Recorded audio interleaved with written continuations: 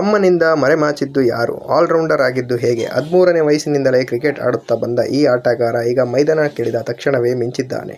ಈಗ ಐಪಿಎಲ್ನಲ್ಲಿ ಹೊಸ ಹಾರ್ದಿಕ್ ಪಾಂಡ್ಯ ಬಂದಿದ್ದಾನೆ ಎನ್ನಲಾಗುತ್ತಿದೆ. ಹೌದು, ಐಪಿಎಲ್ಗೆ ಬಂದ ತಕ್ಷಣವೇ ಒಬ್ಬ ಆಟಗಾರ ಭಾರೀ ಸದ್ದು ಮಾಡಿದ್ದಾನೆ. ಈ ಆಟಗಾರ ಡೆಲ್ಲಿ ಕ್ಯಾಪಿಟಲ್ಸ್ ತಂಡದವನಾಗಿದ್ದು ಅವನ ಹೆಸರು ಮಾಧವ್ ತಿವಾರಿ.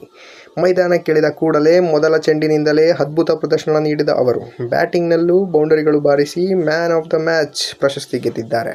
ಇಲ್ಲಿಯವರೆಗೂ ಕೇವಲ 2 ಐಪಿಎಲ್ ಪಂದ್ಯಗಳನ್ನೇ ಆಡಿದ್ದಾರೆ.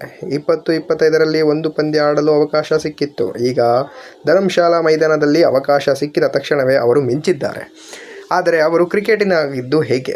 ಅವರು ಫಸ್ಟ್ ಕ್ಲಾಸ್ ಕ್ರಿಕೆಟ್ ಕೂಡ ಆಡಿಲ್ಲ, ಲಿಸ್ಟ್ ಎ ಕ್ರಿಕೆಟಲ್ಲೂ ಕೂಡ ಇಲ್ಲ, ರಂಜಿ ಟ್ರೋಫಿಯೂ ಕೂಡ ಆಡಿಲ್ಲ. ಆದರೂ ಇಂದು ಅವರು ಹೊಸ ಹಾರ್ದಿಕ್ ಪಾಂಡ್ಯ ಎಂದು ಕರೆಯಲಾಗುತ್ತಿದೆ. ಏಕೆಂದರೆ ಅವರು ಬ್ಯಾಟಿಂಗ್ ಮತ್ತು ಬೌಲಿಂಗ್ ಎರಡೂ ಚೆನ್ನಾಗಿ ಮಾಡಬಲ್ಲರು. ವಾಸ್ತವವಾಗಿ ಮಾಧವ್ ತಿವಾರಿ ಚಿಕ್ಕ ವಯಸ್ಸಿನಿಂದಲೇ ಕ್ರಿಕೆಟ್ ಆಡುತ್ತಿದ್ದರು.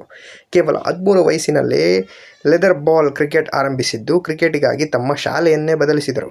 ಟೀಮ್ ಇಂಡಿಯಾ ಮಾಜಿ ಆಟಗಾರ ಅಮಯ್ ಕೌಶಿಕ್ ಅವರ ಮೊದಲ ಮುಖ್ಯ ಕೋಚ್ ಆಗಿದ್ದರು. ಮಾಧವ ತಿವಾರಿ ಸ್ವತಃ ಹೇಳುವಂತೆ ಆರಂಭದಲ್ಲಿ ಅವರಿಗೆ ಬ್ಯಾಟಿಂಗ್ ಮತ್ತು ಇಷ್ಟವಾಗಿತ್ತು ಆಡೋದಕ್ಕೆ. ಬೌಲಿಂಗ್ ಅಷ್ಟೇನು ಇಷ್ಟ ಆಗ್ತಿರಲಿಲ್ಲ. ಏಕೆಂದರೆ ಬ್ಯಾಟಿಂಗ್ ಹೆಚ್ಚು ಸಮಯ ಆಡಬಹುದು. ಆದರೆ ಕೋಚ್ ಆಯಾಮ ಅವರು ಮಾಡಿದ ಒಂದು ಚೇಂಜ್ ಏನೆಂದರೆ ಅವರು ಬೌಲಿಂಗ್ ಕೂಡ ಮಾಡಲು ಸಿದ್ಧರನ್ನಾಗಿ ಮಾಡಿದರು.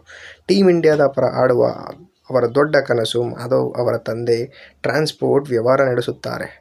ಅವರು ಒಳ್ಳೆಯ ಕುಟುಂಬ ಹಿನ್ನೆಲೆಯಿಂದ ಬಂದಿದ್ದಾರೆ.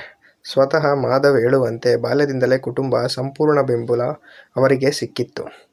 ಆದರೆ ಅವರ ತಾಯಿ ಕ್ರಿಕೆಟ್ ಬಗ್ಗೆ ಹೆಚ್ಚಿನ ತಿಳುವಳಿಕೆ ಇಲ್ಲವಂತೆ. ಆದರೆ ತಂದೆ, ಮನೆಯವರು, ಇತರೆ ಸದಸ್ಯರು ಮಾತ್ರ ಕ್ರಿಕೆಟ್ಗೆ ಸಂಪೂರ್ಣ ಬೆಂಬಲ ನೀಡುತ್ತಿದ್ದರಂತೆ. ಅವರು ಕುಟುಂಬದ ಮೂಲತಃ ಮಧ್ಯಪ್ರದೇಶ್ ಅರೀವಾ ಭಾಗದವರು. ಫಸ್ಟ್ ಕ್ಲಾಸ್ ಕ್ರಿಕೆಟ್ ಆಡದೆ ಅವರು ಮಧ್ಯಪ್ರದೇಶ್ ಪ್ರೀಮಿಯರ್ ಲೀಗ್ನಲ್ಲಿ ಆಡಿದ್ದಾರೆ. ಈ ಮಟ್ಟದಲ್ಲಿ ಸಾಕಷ್ಟು ಕ್ರಿಕೆಟ್ ಆಡಿದವರು. ಮಾಧವ್ ತಿವಾರಿ ಅವರ ಆಟ ನಿಮಗೆ ಹೇಗೆ ಅನಿಸಿತು? ಕಮೆಂಟ್ ಮಾಡಿ ತಿಳಿಸಿ ವೀಕ್ಷಕರೇ. ಇನ್ನು ಯಾರು ಚಾನಲ್ಗೆ ಸಬ್ಸ್ಕ್ರೈಬ್ ಆಗಿಲ್ಲ, ಸಬ್ಸ್ಕ್ರೈಬ್ ಆಗಿ ಸಪೋರ್ಟ್ ಮಾಡಿ. ಧನ್ಯವಾದಗಳು.